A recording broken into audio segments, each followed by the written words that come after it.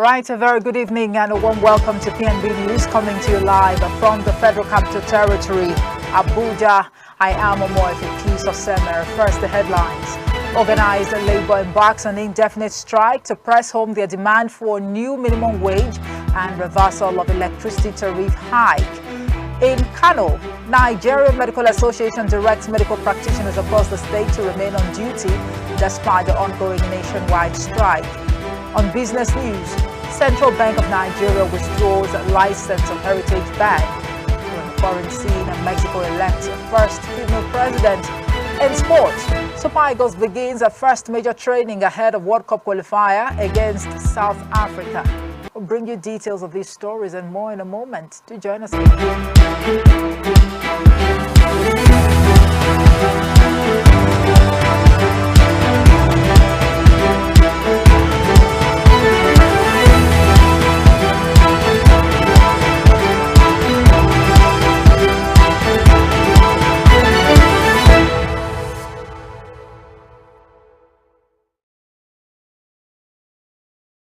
Have downed tools across the nation as the Nigeria Labour Congress, NLC, and Trade Union Congress, TUC, began their industrial action over the hike in electricity tariff and the lack of consensus on the new minimum wage today. While the National Assembly had stepped in at the last minute to avoid the industrial action declared on Friday, the discussions ended in a stalemate, leading to the commencement of the strike. The industrial action has affected businesses and critical services across the country, including schools, hospitals, and power supply, as workers complied with the Trade Union Congress, TUC, and Nigeria Labour Congress, NLC's order.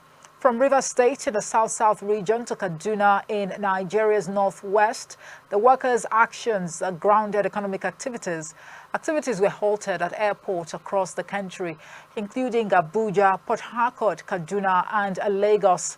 At the Port Harcourt airport, as early as 7 a.m., airport workers under the aegis of the Association of Nigerian Aviation Professionals and the National Union of Air Transport Employees blocked access into the airport for vehicles. But this left passengers stranded, forcing some of them to come down from their vehicles and trek into the airport.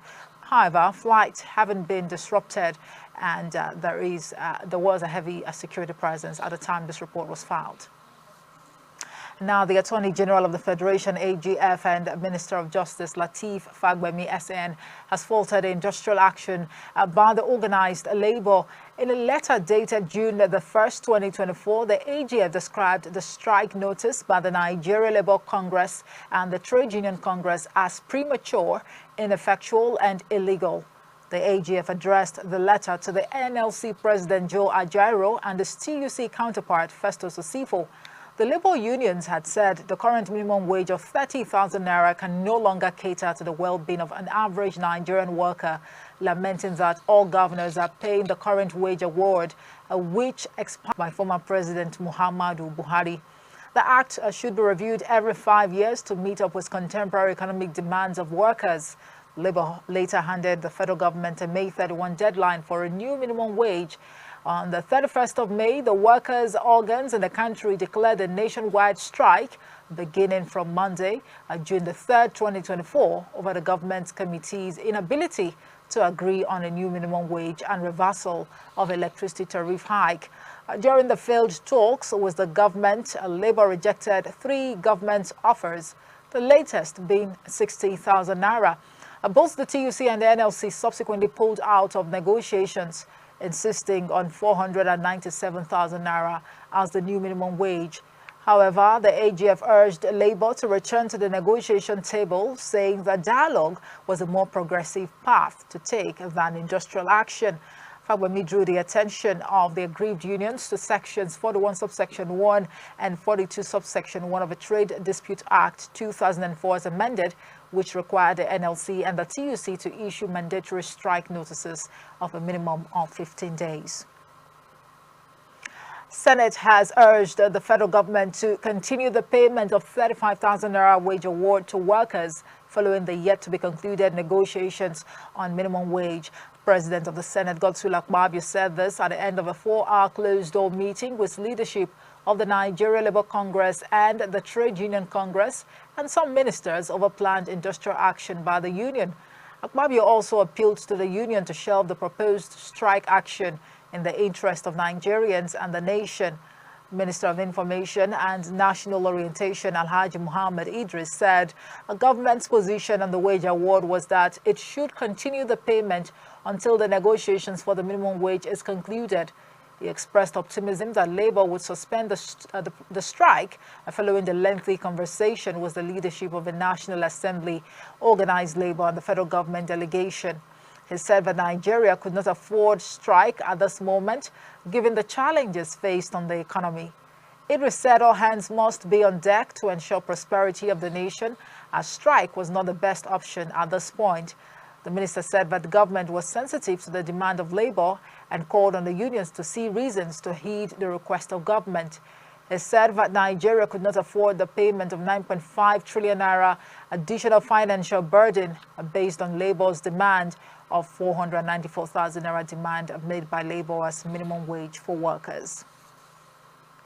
Members of the Judiciary Staff Union of Nigeria, JUSUN, on Monday locked out judges, lawyers, staff and litigants from accessing courts in Abuja in compliance with the Nigerian Labour Congress, NLC and Trade Union Congress TUC's directive. The FCT High Court, Maitama, Federal High Court, a Court of Appeal and the Supreme Court were all affected.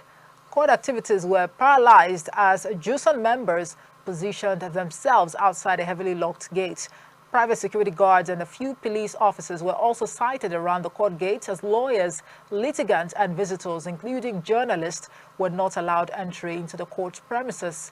Comrade Samuel Ikbat, chairman of the FHC chapter of JUSUN, said the union was in total compliance with the directive of the NLC that workers should down tools beginning today. Elsewhere, the Nigeria Medical Association NMA Kano branch has said medical practitioners operating across the state will remain on duty despite the ongoing organized labor strike. Banks, hospitals, airports, government offices have been shut across the nation as a result of labor's indefinite strike. Minister of Information and National Orientation Muhammad Idris had said the 494,000 naira minimum wage being demanded by organized labor, which cumulatively amounts to the sum of 9.5 trillion naira, would destabilize the economy and jeopardize the welfare of over 200 million Nigerians. A last-minute intervention by the leadership of the National Assembly to prevent the strike did not yield results as the unions mobilized their affiliates nationwide. Speaking to journalists on Monday, Secretary of the NMA in Kano, Dr. Abdulrahman Ali, said, as a professional body, they are not part of NLC and therefore are not embarking on any strike action.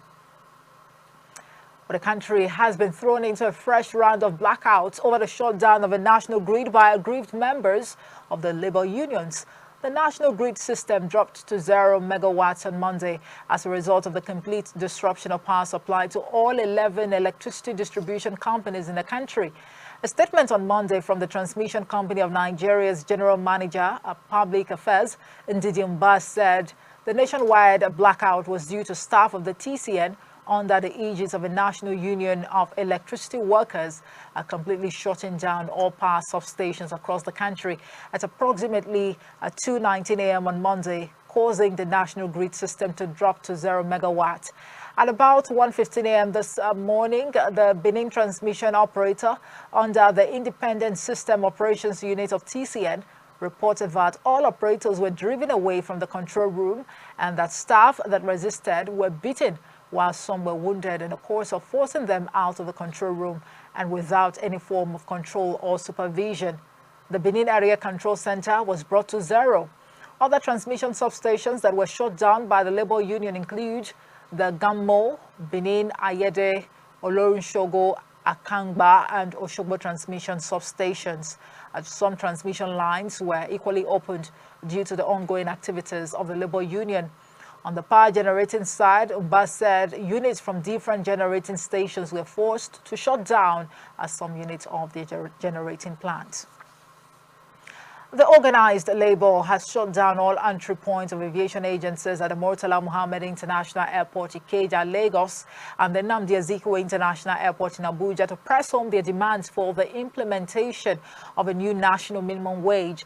This action has, however, affected flight operations at the nation's busiest airport, as airlines and also passengers were left stranded at the airport entrances.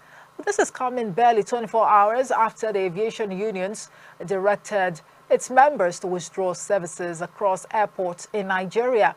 The unions decided after an emergency meeting held on Sunday. Now, workers in Plateau State today joined the organized labor to observe the indefinite industrial action as declared by the national bodies of the NLC and also the TUC. The strike action is embarked upon to press some demands for government to increase minimum wage and reverse the electricity tariff. Jamila Haruna Garga completes the story. Our members, there is victory for all. Victory for all. Victory, there is victory for all. Although there was no total compliance by most of the private sectors like banks and filling stations, while some government establishments have complied with the strike actions. However, while addressing workers at Secretariat Junction Jos, the leadership of the labor union said they were monitoring public and private sectors to ensure total compliance. The NLC chairman of the NLC in the state, represented by his deputy, Sunday Ayodele, stated that the objectives of the strike is to demand better pay, as the current minimum wage of 30,000 is insufficient. On his part, Alamba Chundun, the deputy chairman of Trade Union Congress, representing the chairman of the group, accused the government of being insensitive to the sufferings of civil servants by neglecting the implement of new minimum wage. Where I think every one of us should be aware, because the reason why we are here have been on for the past roughly about 2 months, when the labor are asking for a better living wages, and that our minimum wage is overdue since 5 years ago, that we are enjoying only the 30,000 naira. And when you look at it, what we are passing through today is not commensurate. But I set up a committee to look into that. So that now gives us a result that, okay, now we have seen it. 615,000 naira could be manageable. When we are talking of a living wages, 650,000 cannot. All of us know how much are we paying for our accommodations. The labor unions and federal government have been at loggerhead over the new minimum wage for the workers. Jamila Haruna Garga, PANDB TV News, Jos. Jamila, thank you for that report. Up next is business news.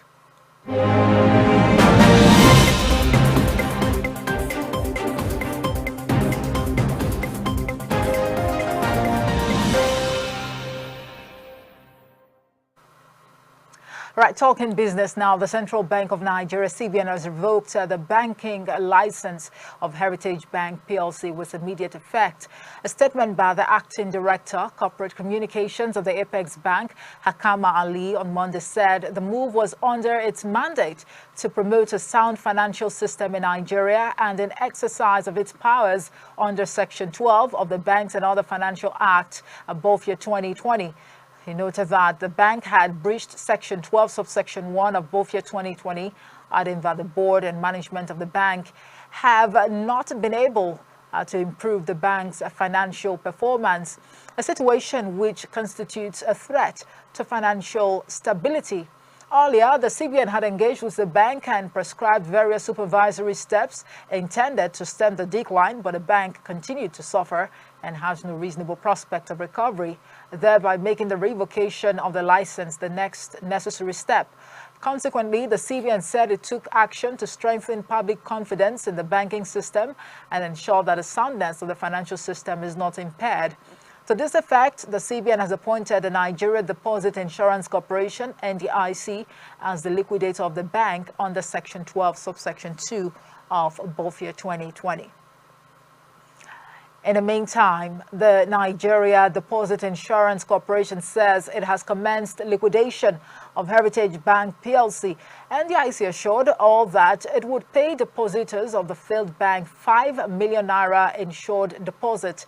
The corporation's Director of Communication and Public Affairs, Bashir Nuhu, in a statement on Monday said the liquidation is in accordance with Section 55, subsections 1 and 2 of the NDIC Act 2023. Nuhu advised depositors without an alternate bank account in the industry to visit the nearest branch of the bank with proof of account ownership and verifiable means of identification. The corporation assured depositors of the safety of their funds. Still talking business, the Central Bank of Nigeria sold $575 million in May, its highest dollar sales in a single month in 2024.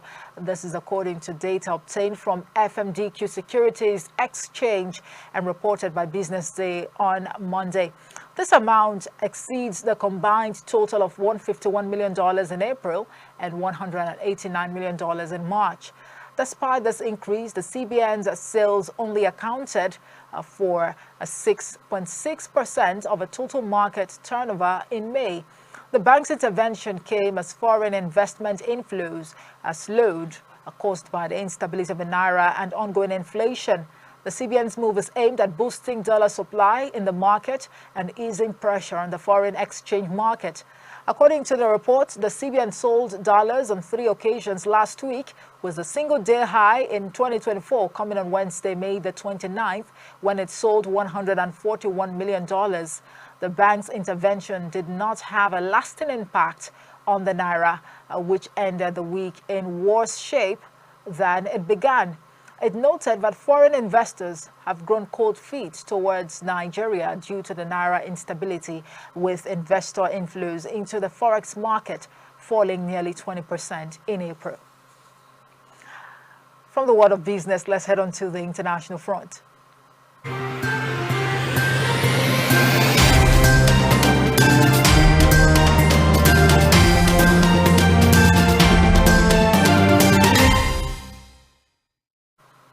Right, on the foreign scene, Claudia Sheinbaum has been elected as Mexico's first woman president in a historic landslide win.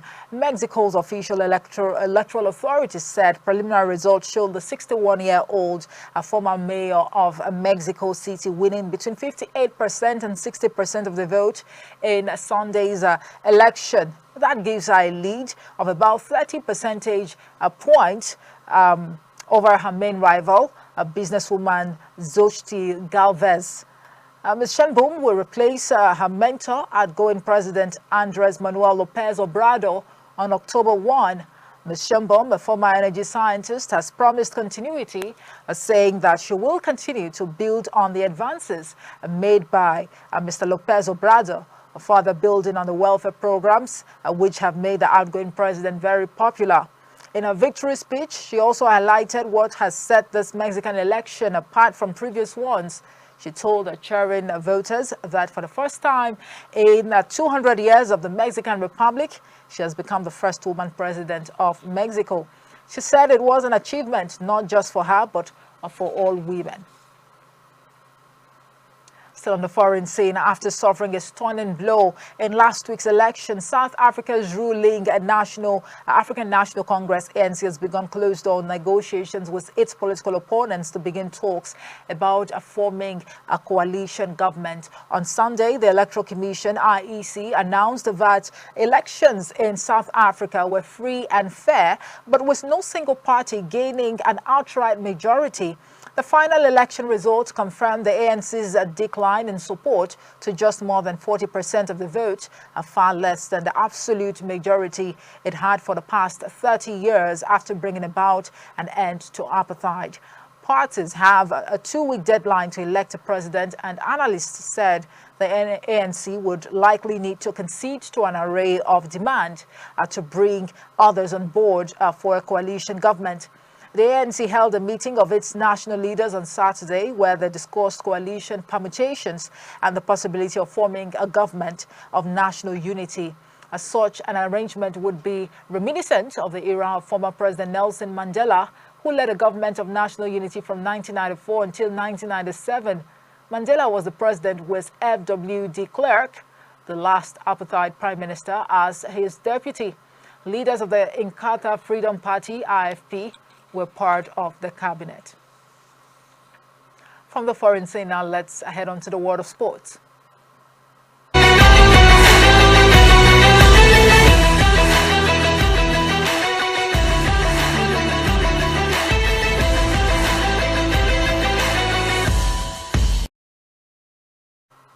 Right in sports, Nigeria Super Eagles held their first major training ahead of the World Cup qualifying games against South Africa and Benin today at the training pitch of the Nest of Champions, Uyo. More than 13 players are currently training at Godswill Akpabio Stadium, including Ndidi, Wilfred, Kelechi Iheanacho, Chukwueze Samuel, among others, as the Super Eagles are gearing up for the clash with South Africa this Friday. Sports correspondent Rilwan Musa Gao has the rest of the story. The Athletic Federation of Nigeria has unveiled plans for Team Nigerian Relay. The team secured a passage to the Olympic in Bangkok after missing several opportunities. The athletic body under Tonobok Okowa decided to put measures in place to ensure that the team has a good outing in Paris. According to the plans, the team will participate in the African Championship in Douala later this month and will later to Germany for a close camping exercise. And now boxing, all 6 Nigerian boxers who participated in the second World Boxing Olympic qualification in Thailand returned home without a ticket to the 2024 Olympic Games as they lost to their opponents. The hopes of seeing Nigeria participate in the game of boxing in France was finally dashed when lone survivor Adeshina Zainab was defeated by Kavio Oja of Finland in women's 50 kg on Sunday in Bangkok. And the Nigerian Professional Football League, Gombe United, have been confirmed relegated from 2023-2024 Nigerian Professional Football League after suffering a 2-0 home defeat to Sunshine Stars. Goals from Promise Onwansam and Lucky Onwansam compounded the woes of Gombe United and helped Sunshine Stars relegation survival. Naba Eyimba FC under the tutelage of Yemi Olarewanjo dismantled Rivers United 4-1 in scintillating fashion at Eyimba Stadium. Fidelis Ilechiku's Rangers International snatched a point on the road in Lagos after holding Sporting Lagos to a goalless draw to keep their hopes alive. Niger Tornadoes came from behind to pick a point of Kwara United while 1-1, while Bayelsa United were on 3-2 victory over Plateau United on Saturday. Remo Stars defeating Kano Pillars 2-1, while Doma United beat Lube Stars 1-0, and Bendel Insurance defeated Katsina United 2-0, with Abia Warriors losing to Sunshine Stars 4-0 in the match day 34 fixtures. And now to Europe, where Real Madrid are now champions of the UEFA Champions League for the 15th time. Dortmund's Karim Adeyemi missed 2 first half chances, and striker Nicolas Fofort hit the post, record Real keeper Thibaut Courtois also providing a formidable barriers. Real inevitably raised the stake with Dani Carvajal glancing home a header from a corner 16 minutes from time before Vinicius raced clear on a Jude Bellingham's pass to add a second 9 minutes later. Real Madrid have now won the UEFA Champions League in record 15 times after winning it back-to-back with former coach Zinedine Zidane 3 times in a row. And that's all on Sports News. Over to you, Omoefi.